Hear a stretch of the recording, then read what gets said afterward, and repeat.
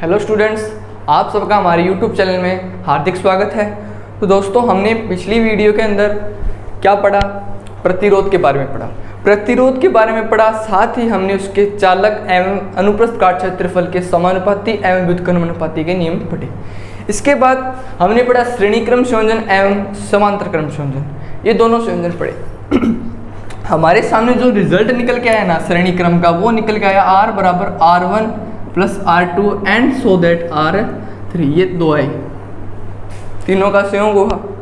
तीसरा हमने देखा समांतर क्रम संयोजन, क्या आया 1/R1, 1/R2, 1/R3 और यहाँ बट्टे में ये भी हमने देखा।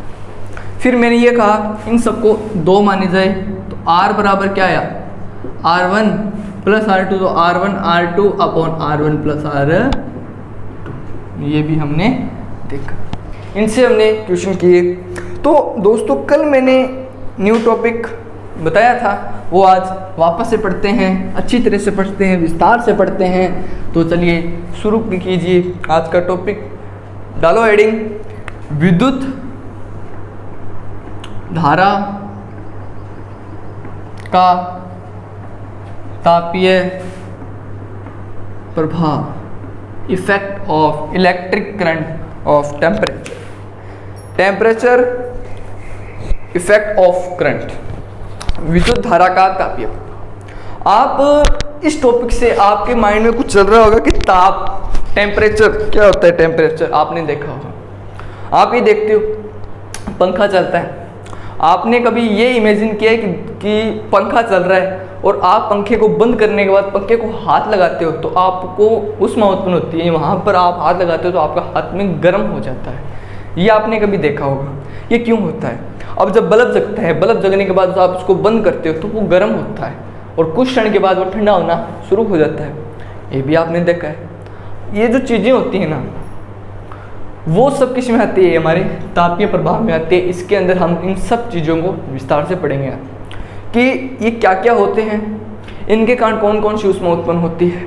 आप लगभग ये समझते हो कि जब आपको सिर्फ इतनी बात दिमाग में आ रही होगी तो आप ये सोचोगे कि सर इलेक्ट्रॉन गति कर रहे हैं। इलेक्ट्रॉन क्या कर रहे हैं? चालक में, कंडक्टर में गति कर रहे हैं। तो गति करते हैं तो गति के साथ क्या होती है? ऊष्मा उत्पन्न होती है, यानी वो काइनेटिक एनर्जी उनके पास है, पोटेंशियल एनर्जी, काइनेटिक एनर्जी, सब कुछ उनके पास है। ये जो एनर्जी उनके पास है ना, वही उनको क्या करती है? ऊष्मा प्रदान करती है। कैसे? कि इलेक्ट्रॉन गति हुई, टक्कर हुई तो वो गति जो है खो देगा तो उसका टेम्परेचर वहाँ क्या होता है? टकराने के बाद तो उसकी गति जो है कम हुई तो वहाँ पर टकराएगा तो वहाँ पर जो हीट उत्पन्न होती है ना, वो हीट हमारी ताप है, उसके कारण हमारा पंखा गर्म होता है। ये बातें तो कुछ चीज़ें हैं जिनके बारे में हम पढ़े। अब देखिए, जब आप बैटरी के किसी चालक तार की धारा प्रवाहित करते हो, आप क्या करते हो? किसी चालक में धारा प्रवाहित करते हो, तो धारा प्रवाहित करते हो तो आप देखते हो कि जो इलेक्ट्रॉन है, आप ये देखते हो तो यहाँ जो इलेक्ट्रॉन है वो टक्कर करते हैं, किससे? आगे वाले इलेक्ट्रॉन से टक्कर करते हैं। अब बाहर से मैं किसी एक इलेक्ट्रॉन को लेकर से टक्कर करवाता हूँ तो ये आगे से टक्कर करता करता कहाँ पहुँचता है? बाहर कंडक्टर में बी बिंदु तक पहुंच जाता है। अब इनके बीच में धातु के आयन होते हैं, उनसे टकराएगा तो उनसे उनकी ऊर्जा क्या हो जाएगी? थोड़ी कम हो जाएगी। नहीं, जो काइनेटिक एनर्जी थी, गतिज ऊर्जा थी, वो भी क्या हो गई? थोड़ी कम हो गई। टकराएगा तो कम होगी। आप इसका रियल एग्जांपल समझिए। बाहर से कोई बंदा भाग के आ रहा है 10 की स्पीड से, बाहर से कोई बंदा आया, कोई लड़का आया, वो भाग के आ रहा है 10 की स्पीड से और वो मुझसे टकराएगा। किससे टकराएगा? मुझसे, जो मुझको धक्का देगा। तो मैं यहाँ स्थिर खड़ा रहूँगा? नो, मैं यहाँ स्थिर नहीं खड़ा रहूँगा, मैं भी थोड़ा आगे की ओर धकेलूँगा। यानी बाहर से आया, मुझसे टकराया 10 की स्पीड से, और मेरी स्पीड कितनी होगी दोस्तों? बाहर से 10 से आया और मेरी स्पीड 10 थी, तो 10 से क्या होगी? थोड़ी 9 हो जाएगी। 10 से थोड़ी 9 हो जाएगी या 10 हो जाएगी, दोनों स्पीड आप मान के चलो हो जाएगी। तो बंदे की स्पीड क्या होगी? जो लड़का भाग के आ रहा था उसकी स्पीड क्या कम हो गई? 10 से कितनी होगी? 8 हो जाएगी, 7 हो जाएगी। टकराएगा तो उसकी थोड़ी सी दूर से चलेगा, उसके बाद उसकी स्पीड ऑटोमेटिकली क्या हो जाएगी? बंद हो जाएगी। ये बात है। तो दूसरे से टकराया तो उसकी स्पीड कायम रही, वो चलती रही, और वो बंदा भाग गया, उसकी स्पीड क्या हो गई? कम हो गई। वही बात है, ये इलेक्ट्रॉन इससे टकराएगा तो इसकी स्पीड तो क्या हो जाएगी दोस्तों? कम, और इसकी स्पीड क्या हो जाएगी? अधिक। और ये चलता रहेगा, ये आगे से टकराएगा। तो जो टकराएगा तो उसके बीच में जो केमिकल लगा होता है, रासायनिक ऊर्जा होती है, वो क्या होती है विद्युत ऊर्जा में, करंट में क्या होती है कवरेट होती है। जब टकराता है तो टकराने से ऊष्मा उत्पन्न होती है, वहाँ पर करंट भी उत्पन्न होता है। आप समझते हो, जब आप दो पत्थरों को रगड़ते हो, आप ऊष्मा दे रहे हो, तो वहाँ पर एक हल्की सी रोशनी उत्पन्न नहीं होती, वो क्या है करंट है। वो बात हो गई, करंट हो गई। तो करंट उत्पन्न हो रहा है, विद्युत ऊर्जा उत्पन्न हो रही है, तो विद्युत ऊर्जा उत्पन्न होगी तो गतिज ऊर्जा तो इनके बीच में थी, क्या थी गतिज ऊर्जा तो इनके बीच में कायम रही।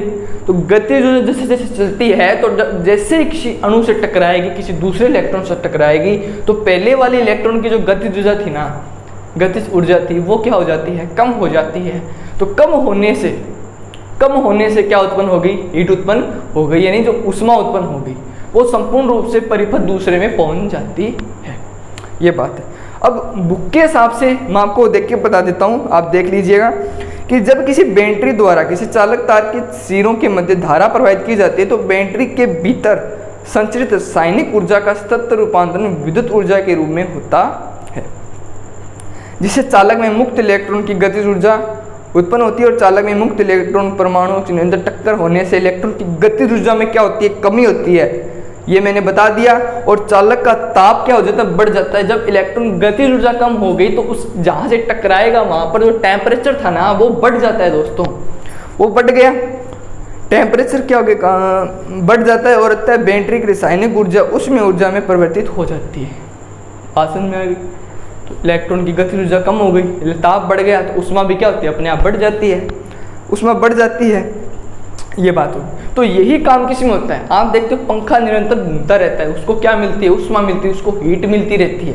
इलेक्ट्रॉन गति करते रहेंगे, एक इलेक्ट्रॉन दूसरे से टकराएगा तो क्या होती है, एक इलेक्ट्रॉन दूसरे इलेक्ट्रॉन से टकराएगा तो काइनेटिक एनर्जी कम हो गई दोस्तों, कम हो गई, तो ऊष्मा क्या मिलती है अधिक मिलेगी।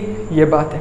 तो अब विद्युत पंखा निरंतर चलता है तो वो गर्म हो जाता है। अब देखिए, आपने जब देखा होगा कि गीजर है, आप हीटर देखते हो, हीटर क्या करता है टेम्परेचर कायम रखता है, जितना टेम्परेचर आप देते हो उसको कवर करके क्या देता है आपको हीट देता है।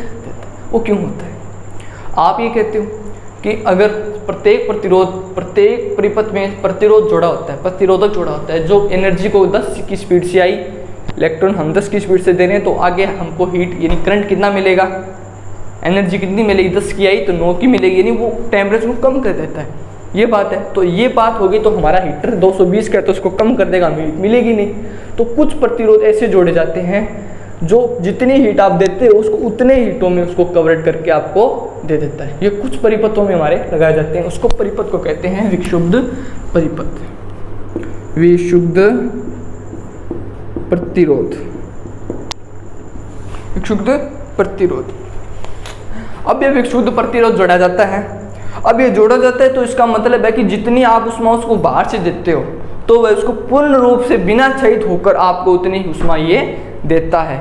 ये हमारे परिपथों में लगा होता है और इससे विद्युत धारा का तापीय प्रभाव कहा जाता है, जो ऊष्मा के रूप में क्षयित हो जाता है। संपूर्ण ऊष्मा को पूर्ण रूप से रासायनिक ऊष्मा में या ऊष्मा के रूप में क्षयित कर देता है। इसे विद्युत ऊर्जा का तापीय प्रभाव कहते हैं। आप इसे लिख लीजिएगा। अब देखिए दोस्तों, ये बात हो गई।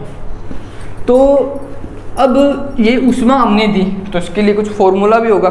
मैं कहता हूँ कि एक Q आवेश को V वेग से यानी V वोल्टेज के द्वारा मैं एक बिंदु से दूसरे बिंदु तक लेके जाता हूँ, तो मैंने करंट कितना दिया, I दिया। तो अब मैं ये कहता हूँ कि Q आवेश को V वोल्टेज से I करंट मैंने दिया तो वह क्या कहलाता है, हमारा ऊष्मा कहलाता है, हीट कहलाता है, जिसे हमने क्या किया, कार्य किया। कार्य क्या होता है, बल गुणा में विस्थापन। बल गुणा में क्या होता है दोस्तों, विस्थापन होता है। कहने का मतलब आई मतलब आई बाद में लगाएंगे। देखिए अब मैंने कहा बल गुणा विस्थापन क्या होता है, कार्य होता है। कहने का मतलब कि अगर मैं ये कहता हूँ कि मैंने किसी करंट को, आवेश को यानी ऊष्मा को एक बिंदु से दूसरे बिंदु तक क्यों आवेश को प्रवाहित किया। कहने का मतलब ए बिंदु से बी बिंदु तक मैंने किसको प्रोवाइड किया, वोल्टेज को प्रोवाइड किया, किसको क्या, क्यू आवेश को। तो एक बिंदु से दूसरे बिंदु तक गया तो मैंने क्या किया दोस्तों, कार्य किया। कार्य बराबर बल गुणा विस्थापन। बल यानी कितना फोर्स यहाँ तक गया है, यानी कितने आवेश यहाँ तक गए हैं। तो आवेश को मैं क्यू से डिफाइन करता हूँ। आवेश गए हैं और ए बिंदु से बी तक दूरी हम कहते हैं विभवांतर, विभव में अंतर। ये आपको आई होप आपको समझ में आया होगा। अब देखिए, कार्य बराबर बल गुणा विस्थापन हो गया। अब मैं ये कहता हूँ कि Q बराबर हम जानते हैं, हम क्या जानते हैं, Q बराबर क्या जानते हैं, I बराबर Q अपॉन T होता है। तो Q बराबर आई टी नहीं हो गया, आई टी हो गया, ये हम उठा के यहाँ रखते हैं। Q बराबर आई टी और V, ये हमारा एक फॉर्मूला आ गया जिसे आप लिख लीजिएगा। अब देखिए, T समय पर मैंने क्या की, ऊष्मा दी। T समय पर इसका मतलब है कि T समय पर हमने कितना कार्य किया, W कार्य किया। और कितनी वोल्टेज प्रोवाइड की, V वोल्टेज। और कितनी धारा हमें मिली, I धारा मिली। T समय पर हमें ऊष्मा क्या मिल रही है, ऊष्मा मिल रही है। मैंने ये कहा T समय मुझे कार्य किया, लेकिन कार्य किया वो कार्य किसमें परिवर्तित हो रहा है। मैंने ये कहा इलेक्ट्रॉन को यहाँ से टक्कर करवा कर मैं वहाँ तक लेना चाहता हूँ, तो मैंने यहाँ तक कार्य करूँगा क्या, मुझे और कुछ नहीं चाहिए, मुझे चाहिए हीट, मुझे चाहिए ऊष्मा। तो ऊष्मा के लिए हम ऊष्मा को डिफाइन करते हैं हीट से, H से। क्या करते हैं हम, H से। H से मैंने प्रोवाइड किया, हीट मिली, यानी निरंतर क्या मिली मुझे, ऊर्जा मिली। ऊर्जा मिली यानी ऊष्मा मिली, ऊष्मा को हम हीट से डिफाइन करते हैं, तो वो हो गया हमारा हीट। अब देखिए, अब आपको एक चीज़ पता है कि ओम के नियम से, किसके नियम से, आई होप दिख रहा होगा दोस्तों आपको, ये ओम के नियम से। ओम का नियम क्या कहता है, V समानुपाती I कहता है, यानी V बराबर आई आर कहता है। तो ये हम उठा के यहाँ रख देंगे, V बराबर आई आर कह देंगे। टी V बराबर क्या हो गया, आई आर हो गया। तो I की स्क्वायर T और R, H बराबर इतना फॉर्मूला हमारे पास निकल कर आ गया। सही है, एकदम सही। अब देखिए हमने क्या क्या किया। मैंने ये कहा Q आवेश को, माना Q आवेश को किसी विद्युत परिपथ में एक बिंदु से दूसरे बिंदु तक विभवांतर को ले जाने के लिए जो कार्य किया, कितना किया, W बराबर Q गुणा V। ये होता है बल, ये होता है विस्थापन। विस्थापन यानी इलेक्ट्रॉन को यहाँ से यहाँ तक लेके आया हूँ, इलेक्ट्रॉन को यहाँ से एक बिंदु से खिसका कर मैं यहाँ तक लेके आया हूँ, तो वो हमारा क्या हो गया, विस्थापन यानी विभवांतर। विभव में अंतर, पहले का विभव माइनस दूसरे का विभव, VA माइनस VB। इसे मैं टोटल में V लिख देता हूँ। अब मैंने कहा कार्य किया, तो कार्य बल होता है, तो बल का मतलब कितना बल मैंने यहाँ से यहाँ तक लगाया। तो मैं बल नहीं लगा रहा, मैं चालक में क्या लगा रहा हूँ दोस्तों, इलेक्ट्रॉन को प्रवाह कर रहा हूँ, यानी आवेश को प्रवाह कर रहा हूँ। तो मैंने यहाँ आवेश को लगा दिया, W बराबर Q गुणा V लगाया। अब देखिए Q बराबर हम जानते हैं, Q बराबर IT होता है। हमने विद्युत धारा की परिभाषा पढ़ी, आवेश प्रवाह की दर। Q बराबर आवेश प्रवाह की दर, या एकांक समय में प्रवाहित किए गए आवेशों की संख्या को क्या कहते हैं, विद्युत धारा कहते हैं। इसका मात्रा एम्पियर होता है। हमने जितनी पहली वीडियो के अंदर डिस्कस कर लिया, अगर आप नए हों तो पिछली वीडियो में जाके देखिए। तो क्या किया, Q बराबर IT यहाँ डिफाइन करके रख दिया। अब V बराबर भी हम जानते हैं ओम के नियम से, V बराबर क्या होता है, IR होता है। यानी जितना आप वोल्टेज देते हैं उतनी ही आपको क्या मिलती है, करंट मिलती है। तो करंट कितनी मिली, V बराबर IR था, इसको उठा के यहाँ रख दिया, तो I स्क्वायर T और R। अब इससे हम एक चीज देखते हैं।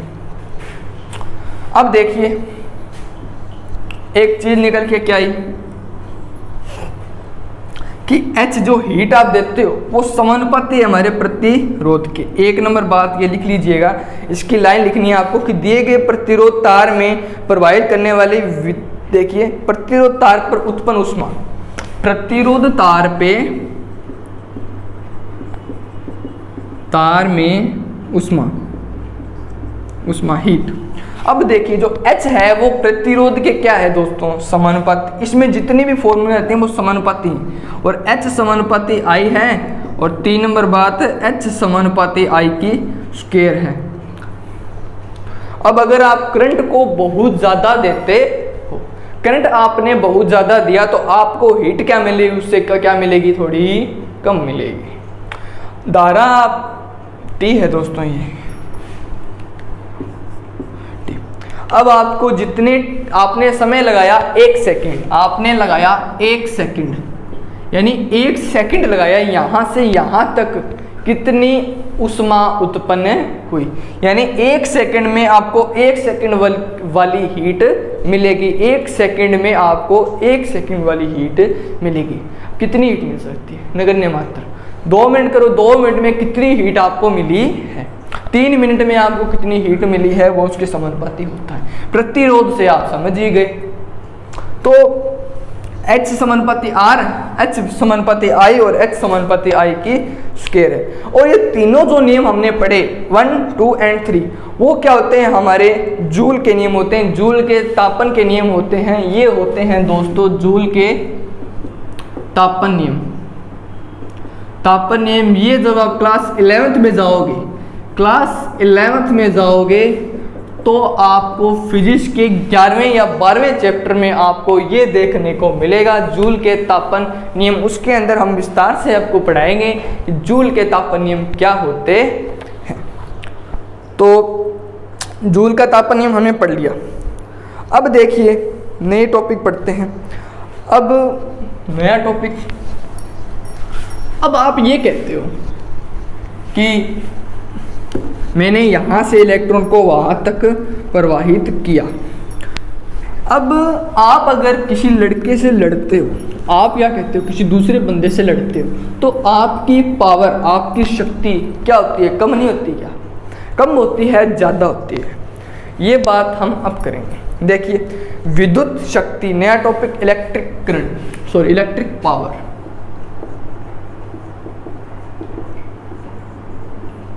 पावर, पावर यानी शक्ति, विद्युत शक्ति।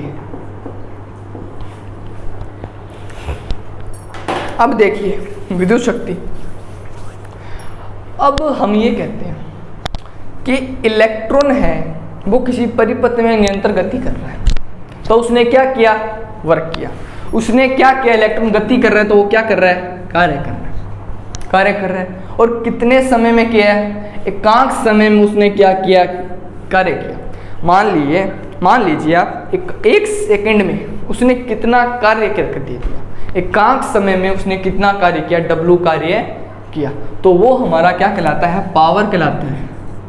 क्या कहलाता है दोस्तों, पावर कहलाता है, जिसे पेन से नोट किया जाता है कि विद्युत परिपथ में धारा प्रवाहित करने के लिए प्रति सेकंड उत्पन्न कार्य को क्या कहते हैं, पावर कहते हैं।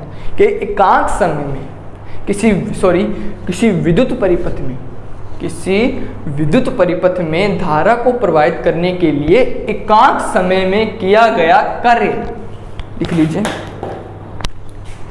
किसी विद्युत परिपथ में धारा प्रवाहित करने के लिए, धारा यानी I प्रवाहित करेंगे तो इलेक्ट्रॉन प्रवाहित होगा, इलेक्ट्रॉन से क्या मिलती है, ऊष्मा मिलती है, ऊष्मा किस में कन्वर्ट होती है, कार्य में उत्पन्न होती है, कार्य बराबर बल गुणा विस्थापन होता है। पढ़ लिया। धारा प्रवाहित करते हैं तो एकांक समय में या इकाई समय में, एकांक समय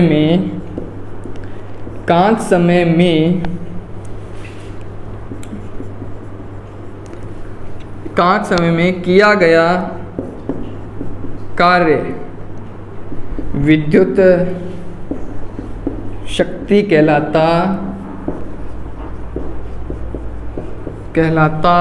है। ये परिभाषा आप पहले लिखोगे, ये पहले नंबर पे आएगी, उसके बाद 2 नंबर पे आप ये लिखोगे कि मैं लिखा देता हूँ यहाँ पर, आपको मत लिखिए आप, P बराबर या शक्ति बराबर W/T होता है। अब हम एक बात और जानते हैं, क्या जानते हैं, W बराबर हमने अभी पढ़ के आए हैं IT होता है, IT V होता है अपॉन T हो गया, T हो गया। अब देखिए T से T हमारा क्या हो रहा है दोस्तों, कैंसिल आउट हो रहा है, तो P बराबर हम क्या कह सकते हैं, I V कह सकते हैं। और V बराबर भी हम कुछ जानते हैं, क्या जानते हैं, P बराबर I, V बराबर होता है I R, तो I की स्क्वायर अपॉन R। ये अब नोट कर लीजिए। अब देखिए इतनी चीजें हमने पढ़ी। अब हम बात करते हैं दोस्तों मात्रक की। आप नोट कर लीजिए, मैं आपको बता देता हूँ आपको कैसे नोट करना है कि किसी विद्युत परिपथ में धारा प्रवाहित करने के लिए जो किया गया कार्य है, धारा प्रवाहित करने के लिए एकांक समय में किया गया कार्य विद्युत शक्ति कहलाता है, पावर कहलाता है, इलेक्ट्रिक पावर कहलाता है। तो P बराबर W अपॉन T, एकांक समय में कितना कार्य किया, क्या कहलाया, शक्ति। तो W बराबर IT हम पीछे पढ़ के आए थे, कैसे, W बराबर Q गुणा B I T V और I स्क्वायर T और R, ये हो गया। इसके अनुसार से आपको सिर्फ इतना याद रखना है, W बराबर I T V हो गया, ये हमारा H हो जाता है। इस हिसाब से हम ये लिखेंगे I T V upon T से T कैंसिल, I V बना, V बराबर हम V बराबर I याद जानते हैं ओम के नियम से। आप यहाँ लिख लीजिए ओम के नियम से, ओम के नियम से V बराबर IR समझते हैं, आप V समानुपाती I लिख भी सकते हो आप, तो V की जगह IR स्क्वायर आ जाएगा। ये हमारा नया फॉर्मूला बनकर आ गया। इससे हम एक बात और लिख लीजिए कि पावर R के समानुपाती, और 2 नंबर जितनी आप पावर करती हो उससे ज़्यादा आपको क्या चाहिए, इलेक्ट्रिक करंट या करंट चाहिए। ये बात भी आप लिख लीजिएगा। अब देखिए दोस्तों मात्रक के ऊपर चलते हैं, किसके ऊपर चलते हैं, मात्रक के ऊपर।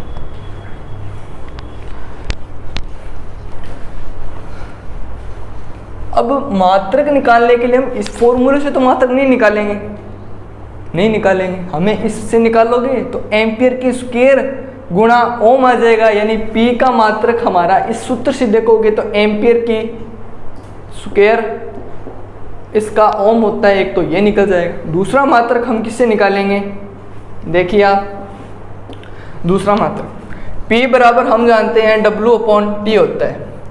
कार्य का मात्रक मैंने आपको बताया था, जूल होता है, उष्मा का मात्रक जूल होता है, और जूल प्रति सेकंड, जिसे कहते हैं वाट। क्या कहते हैं दोस्तों, वाट कहते हैं, इसे कहते हैं वाट। लिख लीजिए आप P बराबर जूल अपॉन सेकंड। जूल का मतलब, यानी मैंने कहा था कि उष्मा आप हीट देते हो, उसका मात्रक जूल।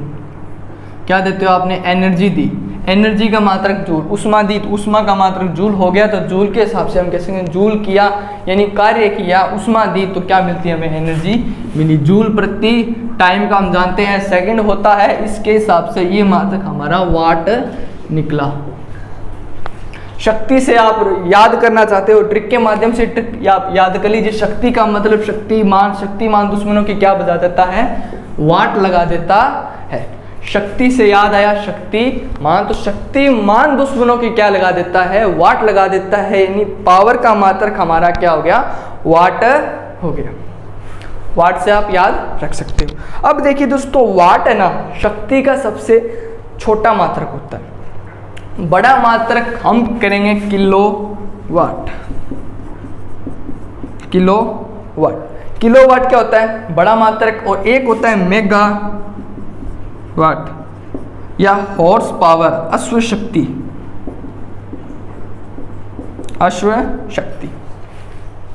ये अब देखिए दोस्तों कि वाट है ना, शक्ति का सबसे छोटा मात्रक हो गया। बड़ा मात्रक किलोवाट, उसके बाद मेगावाट या अश्व शक्ति। अब बात करते हैं कितना, इसकी वैल्यू कितनी होती है, देखते हैं।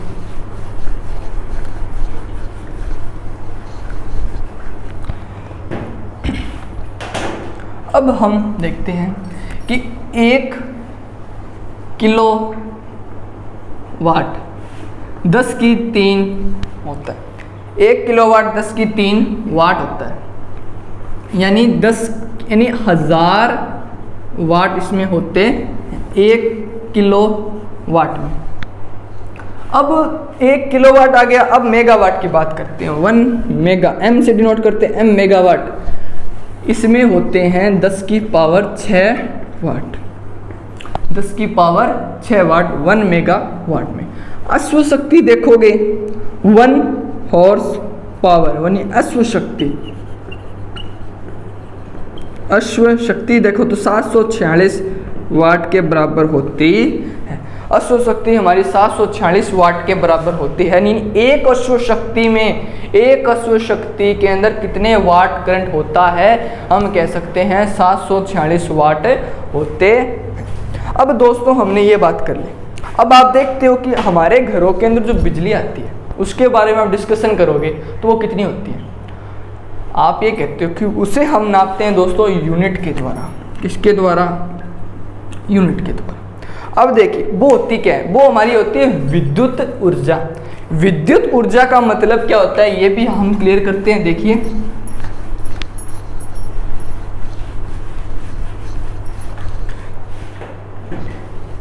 विद्युत ऊर्जा यानी इलेक्ट्रिक एनर्जी, विद्युत ऊर्जा हम कहते हैं कि कितने समय में हमें इतनी पावर यानी इतनी शक्ति मिली। कहने का मतलब टी समय में, कि टी समय में हमें कितनी पावर मिलती है, वो हमारी होती है विद्युत ऊर्जा। यानी समय एवं विद्युत शक्ति के गुणनफल को क्या कहा जाता है? विद्युत ऊर्जा कहा जाता है, इलेक्ट्रिक एनर्जी कहा जाता है। अब आप देखते हो कि टी समय में, मैं अगर समय को सेकंड के अंदर लूँ, सेकंड के अंदर लूँगा तो सेकंड के अंदर, 1 सेकंड में हम कितनी शक्ति को माप सकते हैं? नन, यानी नगण्य मात्रा हम मान सकते हैं। अगर आप 1 घंटे में लो, 1 घंटे में लो तो 1 घंटे में आप कह सकते हो मेरी इतनी यूनिट बिजली खर्च हुई, व्यय हुई, आप ये कह सकते हो। तो अगर हम इसका मात्रक के ऊपर बात करें दोस्तों, किसके ऊपर? मात्रक के ऊपर। मात्रक क्या होता है? वाट घंटा, वाट घंटा इसका मात्रक होता है, जिसे WH के द्वारा दर्शाया जाता है, WH के द्वारा। जब 1 वाट घंटे का उपयोग 1 घंटे में किया जाए, अगर मैंने कह दिया कि 1 सेकंड के अंदर मेरी शक्ति मैं बता नहीं सकता कितनी हुई, अगर 1 घंटे में बताऊं तो मैं कह सकता हूं इतनी हुई। अगर 1000 की बात करूं, KWH 1000 की बात करूं तो ये हो कितनी जाएगी? बहुत ज़्यादा हो जाती है। 1000 वाट प्रति घंटा, वाट घंटा कितनी हुई? हमारी विद्युत ऊर्जा होती है, विद्युत ऊर्जा। अब इसका मान देखो, इसका जो रियल मान आएगा आपके पास, जो बुकों में बताया गया है 36 × 10⁵ जूल सेकंड होती है। ये हमारा क्या हो गया? विद्युत ऊर्जा, यानी विद्युत यानी इलेक्ट्रिक करंट हम इसको कह सकते हैं। अब इलेक्ट्रिक करंट हो गया, हमने कह दी। अब इलेक्ट्रिक एनर्जी हम इस जूल प्रति सेकंड से बता सकते हैं कि 10 की पावर 5 हमारी कितनी यूनिट आपको एनर्जी मिली, कितनी एनर्जी आपको 1 घंटे के अंदर मिल रही है, वो हमारी क्या होती है? शक्ति।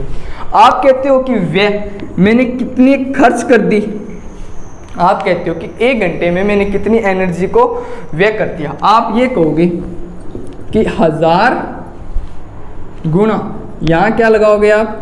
शक्ति लगाओगे, और यहाँ आप समय लगाओगे। इस हिसाब से हम व्यय निकालेंगे, वो हमारे नेक्स्ट वीडियो के अंदर हम